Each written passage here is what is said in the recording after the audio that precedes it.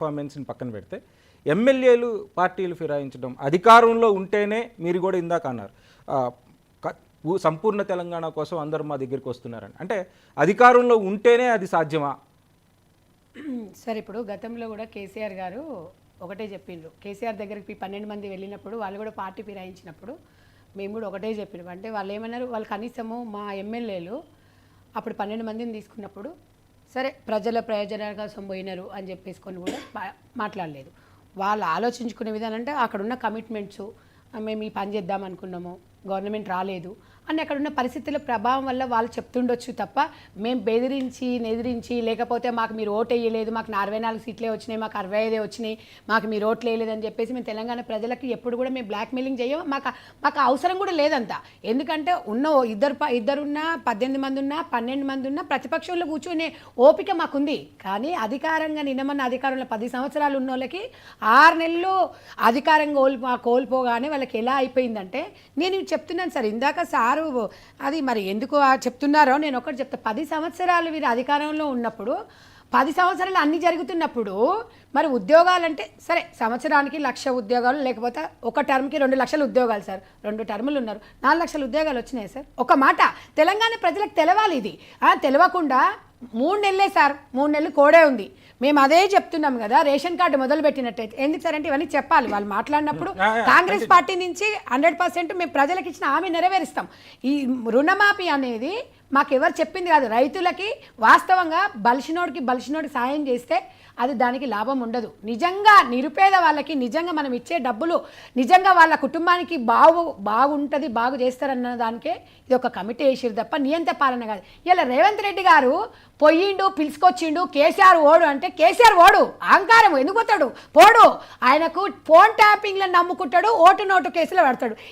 నువ్వు ఇరికిచ్చి నువ్వు చేసి నిజంగా అదే ఫోను ఓటుకు నోటు అన్నప్పుడు జైలుకు పోయించిన వ్యక్తిని తెలంగాణ ప్రజలు ఎట్లా ఎంకరేజ్ చేసిరు, ఎట్లా సపోర్ట్ చేసిరు, ఎట్లా సీఎం చేసిరు, ఎట్లా కాంగ్రెస్ పార్టీ అధికారంలోకి వచ్చింది. మరి మీరు చేసిన అవినీతి ఏంది? తెలంగాణ ప్రజలు మిమ్మల్ని ఎక్కడ పెట్టిండ్రు? మీ పరిస్థితి ఏంది? ఇలా బీఆర్ఎస్ నుంచి ఒక ఎంపీ నిలబడడానికి ఒక వ్యక్తి ముందుకు రాలేదు. డమ్మి క్యాండ్లను ఇచ్చుకొని ఈ రోజు మా గురించి మీరు మాట్లాడు రేవంత్ రెడ్డి గారు అవసరం అనుకుంటే ఇలా తెలంగాణ ప్రజలకు వచ్చి ఎవరు కాలైనా పట్టుకుంటాడు. అలాంటి పాలమూరు జిల్లా, ఆయన వలసల జిల్లా పాలమూరు జిల్లా, ఇలా రైతు బిడ్డ, రైతుల కష్టాలు తెలుసు, మహిళల గురించి తెలుసు, విద్యార్థుల గురించి తెలుసు, అందరి గురించి తెలుసు. ఆయన గురించి మాట్లాడడం కాదు, ఆయన సొంత లాభాలకు ఆయన బిడ్డ పెళ్లికి రమ్మని విలువలే, లేకపోతే ఇంట్లో దావతుందని విలువలే, రాన్నా కలిసి పనిచేద్దాం, తెలంగాణ ప్రజలంతా విసిగిపోయి ఉన్నారు అని చెప్తున్నారు. నేను ఒకటి అడుగుతున్నా ఈరోజు ఈ వేదిక నుంచి అడుగుతున్నాను సార్. ఇవాళ రైతు బంధు అని వీళ్ళు మాట్లాడుతున్నారు. ఎలక్షన్లో డిసెంబర్లో సేమ్ తెలుసు, కోడ్ వస్తుందని మీకు తెలుసు, ప్రతి ఒక్కరికైతే తెలుసు కదా సార్. తెలిసినప్పుడు 4 నెలల ముందు రైతు బంధు ఎందుకు వేయలేదు కేసీఆర్ గారు అని నేను అడుగుతున్నా. మరి అదే నువ్వు లిక్కర్ టెండర్ 4 నెలల ముందు ఎందుకు వేసినావు? తెలంగాణ ప్రజల మీరు గమనించండి. ఇవి ఇలా కాంగ్రెస్ పార్టీ మీద బట్టగాలు చేస్తున్నారు కదా, దానికి సమాధానం ఏం చెప్తారు సార్? మీరు చేసింది ఒక అవినీత. ఇవాళ ఒక మీకు మనమడు విమర్శ నుంచి మొదలు పెడితే ఈ రోజు చేసిన అవినీతి. కేసీఆర్ ఇంట్లో కుక్కకున్న విలువ మహిళకు లేకుండా పోయింది. మీకు తెలియదా బ్రదర్? ఎన్నిసార్లు తెలంగాణ రాష్ట్రంలో హైదరాబాద్లో సింగరేణి కాలనీలో చిన్న పిల్లలు మానభంగం చేసి చంపినప్పుడు ఈ నడి ఒడ్డున ఉన్న హైదరాబాద్లో సార్ ఆవేదన. ఎందుకంటే ఇలా వీళ్ళు అభివృద్ధి అనేది కాదు, అన్నమ రామచంద్ర ప్రభ కాదు, ఫస్ట్ రెస్పెక్ట్ అనేది చాలా ఇంపార్టెంట్. ఆత్మాభిమానం తెలంగాణలో చాలా ఉంటుంది. నువ్వు ఒక్కటి సార్ మీ దగ్గరకు వచ్చి మేము కలుస్తున్నామంటే చాలా సంతోషంగా ఫీల్ అవుతావు. తర్వాత నువ్వు అన్నం పెడతావా లేకపోతే ఛాయ్ పోస్తావా ఏదనేది నీ దగ్గరకు వచ్చినప్పుడు ఒక భరోసా కల్పించే వ్యక్తులు తెలంగాణ రాష్ట్రంలో కావాలనుకున్నారు. భరోసా ఇస్తున్నాము. రేవంత్ రెడ్డి గారు ప్రతి ఒక్కరిని కలుస్తున్నారు, ప్రతి ఒక్కరికి అవకాశం ఇస్తున్నారు. అదే పెద్ద భరోసా. నువ్వు ఎక్కడ ఉన్నా 10 ఏళ్ళు ఎన్ని అనేది నేను అడుగుతున్నా. ఈ వేదిక నుంచి ఇక్కడ కాంగ్రెస్ పార్టీ పర్ఫార్మెన్స్ గురించి మనం అప్పుడే ఒక అనాలిసిస్ చేయట్లేదు. పాపారావు గారు కూడా అప్పుడే మనం ఏమి అనాలిసిస్ చేయట్లేదు. అయితే ఇప్పుడు వరకు ఉన్న ఎక్స్పీరియన్సెస్, కరెంటు కోతనో లేకపోతే ఇంకొకటనో, ఆ ఎక్స్పీరియన్సెస్ మాత్రమే ముందుకు తీసుకొస్తున్నాం. ఈ తప్పులను కూడా కాంగ్రెస్ పార్టీ సరి చేసుకుంటే ఇంకొద్దిగా బెటర్గా ఉంటుంది అనే ఒక సజెషన్సే తప్ప ఇప్పటికిప్పుడు కాంగ్రెస్ పార్టీ పర్ఫార్మెన్స్ని అనాలిసిస్ చేసే పొజిషన్ లేదు. అయితే రెండోది, ఇక్కడ మనం మామూలుగా మాట్లాడుకుంటే కాంగ్రెస్ పార్టీలోకి చేరుతున్న వారి సంఖ్య ఎక్కువగానే ఉంది. ఇంక ఎంతమంది వచ్చే అవకాశం ఉంది? మొత్తం ఖాళీ అవుతుంది సార్ డెఫినెట్గా. ఎవరు ఇప్పుడు వాళ్ళ ఇంట్లో ఆ ముగ్గురు వాళ్ళిద్దరు, ఇక అబ్బాయి నిన్న మేజర్ అయ్యిండు, ఎంఎంషు 18 ఏళ్ళు వచ్చినాయి. ఇప్పుడు ఆయన కూడా ఆయన ఎమ్మెల్యే కాదు కదా. ఎమ్మెల్యే కాదు వాళ్ళ ఇంట్లో వాళ్ళ కల్వకుంట్ల ఫ్యామిలీలో మళ్ళీ రేపు ఎలక్షన్లకు 29కి వస్తే అంటే వాళ్ళు ఒక క్రికెట్ టీం తయారు చేసుకుందాం అనుకున్నారు. ఇంకో 10 ఏళ్ళు మేమే ఉండాలి అనుకున్నారు. అది ఎందుకంటే ఫోన్ ట్యాపింగ్ని పట్టుకొని మనం ఏదో చేద్దామని అనుకున్నారు. నేను అనేది ఒకటి సార్, ఒకటే నిజంగా అది మీ కేసీఆర్ గారు జాతిపిత అని మీరే చెప్పుకున్నారు. బీఆర్ఎస్ వాళ్ళు జాతిపిత అంటే ఎంత ఓపిక ఉండాలి, ఎంత అనుభవం ఉండాలి, ఎంత అది ఉండాలి. అసెంబ్లీకి నువ్వు అసెంబ్లీలోకి వచ్చి 10 సంవత్సరాలు ఉద్యమ నాయకుడు నేను గౌరవిస్తా ఒక తండ్రిలాగా. ఆయన తెలంగాణ ఉద్యమం చేసిండు, తెలంగాణ కోసం కష్టపడిండు. కానీ ఆయన ఇంట్లో కాదు, పిల్లలు చచ్చిరు, వాళ్ళ కొంపలలో ఎవరు చావాలి. ఇవాళ తెలంగాణ పిల్లల ఉసురు 1200 మంది పిల్లలు చచ్చిపోయినప్పుడు ఆ పిల్లలకు గోస్ అనేది, ఆ ఉసురు అనేది తప్పకుండా ముడుతుంది. ఒక వికెట్ ఆల్రెడీ పడిపోయింది, ఇంకా వికెట్లు ఉన్నాయి. ఒక్కటి చెప్తున్నాను సార్, మొన్న చిన్న ఎగ్జాంపుల్, మీరు అప్డేవిట్లో మీరు ఈరోజు ఇమాంషికు అసలు నా మీద డిపెండ్ లేదని చెప్పిండ్రు.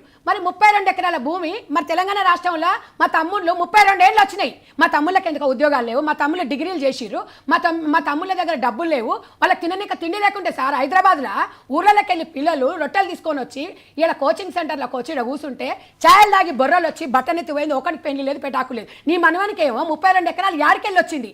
ఇవన్నీ సార్ తెలంగాణ రాష్ట్రంలో తెలవాలి. అలాంటి అవినీతి జరగకుండా ప్రజల కోసం పోవాలి అంటే అందరు ఏకం కావాల్సిందే. తెలంగాణ రాష్ట్రం బంగారు తెలంగాణ మేం చేసి చూపిస్తాం, వీళ్ళు చేసేది కాదు. కల్వకుంట్ల ఫ్యామిలీ బంగారు తెలంగాణ అయింది తప్ప ఇలా వీళ్ళు తెలంగాణ రాష్ట్రంలో ఎవరు విద్యార్థులు అనేది ఎంత మనకు రేపటికి ఎంత వాళ్ళు అవసరము సార్. మీరు కూడా చెప్పండి, మీరు నిజంగా మీరు గుండె మీద చేసుకొని చెప్పండి, గతంలో ఉన్న పాలన ఈ రోజున్న పాలనకు తేడా ఉందా లేదా. మీరు ఒక్కటే నేను అన్నది ఏంటి సార్, మీరు తెలంగాణ ఉద్యమం కోసం కొట్లాడిరు. సోనియా గాంధీ గారు కాళ్ళ మీద పడి కుటుంబం అమ్మాయి కాళ్ళ మీద పడ్డదా పడలేదా? పడ్డ తర్వాత ఏం చెప్పారు సార్, తెలంగాణ ఇచ్చి ఒక్క నిమిషం సార్, తెలంగాణ ఇచ్చిన తర్వాత మేము మా పార్టీని విలీనం చేస్తామన్నారు. ఢిల్లీకి వెళ్ళి బోర్ల బొక్కలు వండుకుంటావు, హైదరాబాద్కి వస్తావు, ఏక్ నిరంజన్ అంటావు. వాడేం చెప్పినావు, నేను తెలంగాణ నేను నా ముసలిది కాపల కుక్కలాగా ఉంటామంటావు. నేను దళితుని సీఎం అని చేస్తా అని చెప్పినావు, చేయలేదు. ఈ రోజు ఇదే మీ టీవీ ఛానల్లో ఇవాళ లైవ్ కూడా చూసిన నేను. ఇవాళ ఎస్సీలను నువ్వు ఎంత బలహీనపరిచినావు నీ అమాయంలో. ఈ రోజు ప్రెస్ మీట్ పెడితే ఎస్సీలు కావాలి నీకు. ఇలా బాల్కా సుమన్ ఎస్సీ పెడతాడు, ఇలా ప్రవీణ్ కుమార్ని కూర్చోబెడతావు, నువ్వు ఇలా గువ్వల బాలరాజుని కూర్చోబెడతావు. వీళ్ళందరినీ కూర్చోబెట్టి అంటే పదవులు అనుభవించినప్పుడేమో నీ చుట్టాలు కావాలి, ఇంకా వాళ్ళు కావాలి. ఓడిపోయిన తర్వాత అలా కూర్చోబెట్టేసి వీళ్ళను ఉస్కో అని చెప్పేసి అంటే డిస్కో ఆడినట్టుగా ఆడుతుంది. ఏ తమాషాలు ఆడుతున్నారు. తిన్నయన్ని మేనిఫెస్టోలో పెట్టినాం సార్, ఆమెలతో పాటు తిన్నయన్ని కక్కాలి. ఒక్కొక్కడు చట్టానికి ఎవరు చుట్టాలు కాదు, కంపల్సరీ జైలుకు పోవాల్సిందే. మేనిఫెస్టోలో పెట్టినాం, కంపల్సరీ జైలుకు పంపిస్తాం.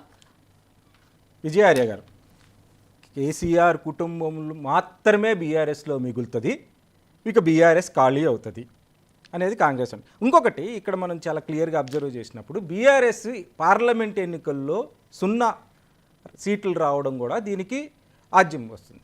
అంటే మొత్తం పార్టీ క్యాడర్లో సైతం ఒక నిరుత్సాహం ఏర్పడింది.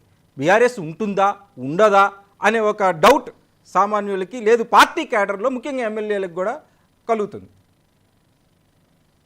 అయితే అట్లా పార్టీ మీద ఒకవేళ అట్లా శంక ఉంటే నేను వాళ్ళకే చెప్తా. తెలంగాణ ఇచ్చినాము అని చెప్పుకుంటున్న కాంగ్రెస్ 10 సంవత్సరాలు అయిన తర్వాత మళ్ళీ వచ్చిందా రాలేదా? పరిపాలనలోకి వచ్చిందా రాలేదా? పార్టీ పోయిందా? పోదు కదా.